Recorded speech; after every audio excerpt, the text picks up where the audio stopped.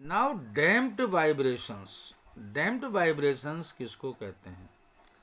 When a body vibrates in air और any other medium, अगर हवा में बॉडी वाइब्रेट कर रही, किसी और मीडियम में वाइब्रेट कर रही है, ए रेजिस्टिंग और frictional force acts upon the body, तो फ्रिक्शनल फोर्स एक्ट करेगा। ये फ्रिक्शनल फोर्स क्या करता है? This force opposes the motion of the body, यानी ऑसिलेटिंग बॉडी के मोशन को अपोज करेगा frictional force, whether the body is going away from the equilibrium position और it is returning towards the equilibrium position. चाहे ये body equilibrium position के इस तरफ जा रही हो या ऐसे लौट रही हो, तो एक रीस्टोरिंग फोर्स एक फ्रिक्शनल फोर्स जो है वो क्या करता है? ये मोशन को अपोज करता है, चाहे बॉडी इक्विलिब्रियम पोजीशन से दूर जा रही है या पास में आ रही है।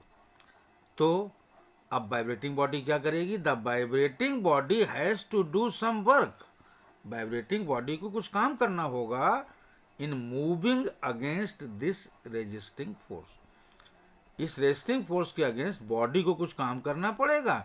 And so the energy given to the body, जो आपने एनर्जी बॉडी को दी है, energy given to the body in the initial displacement is slowly dissipated as heat and sound.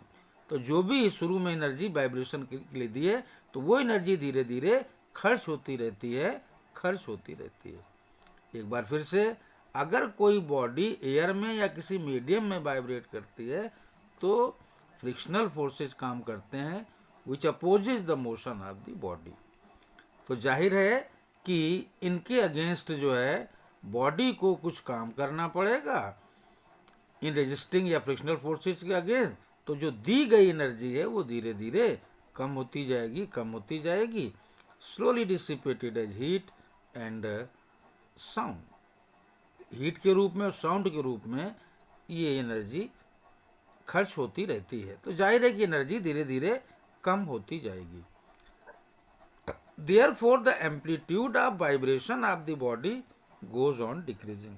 तो जाहिर है अगर टाइम लें, इधर डिस्प्लेसमेंट लें, तो पहले क्या था फ्री ऑसिलेशंस में कि एम्पलीट्यूड हमेशा कांस्टेंट रहता था, बट यहाँ पर आप देखें ये हकीकत है कि अब फ्रिक्शनल फोर्स के अगेंस्ट काम करने में धीरे धीरे इसकी एनर्जी खर्च होती जाएगी।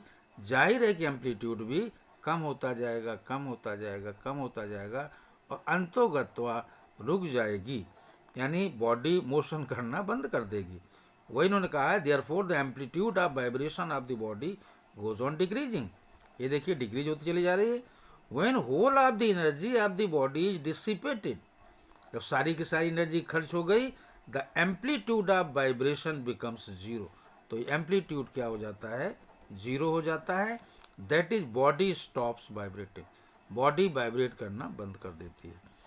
These vibrations of the body are called damped vibrations. तो ये जो वाइब्रेशंस हैं, एम्पलीट्यूड जो है जिसमें लगातार कम होते जाते हैं, इनको हम कहते हैं डैम्प्ड वाइब्रेशंस। और the continuous decay in the amplitude of vibration due to the energy dissipation is called damping. Damping important term है। तो डैम्पिंग क्या चीज़ है कि एनर्जी खर्च होते जाने की वजह से जो एम्पलीट्यूड है ये लगातार, आप देखिए यहाँ एम्पलीट्यूड इतना है, यहाँ इतना है, कम हो गया, यहाँ और कम हो गया, और कम हो गया, और कम हो गया, और कम हो गया, अंतोगत एम्पलीट्यूड जीरो हो गया। ये जो घटना है इसको हम कहते हैं डैम्पिंग। आप यहाँ लिख सकते हो डैम्पिंग क्या है?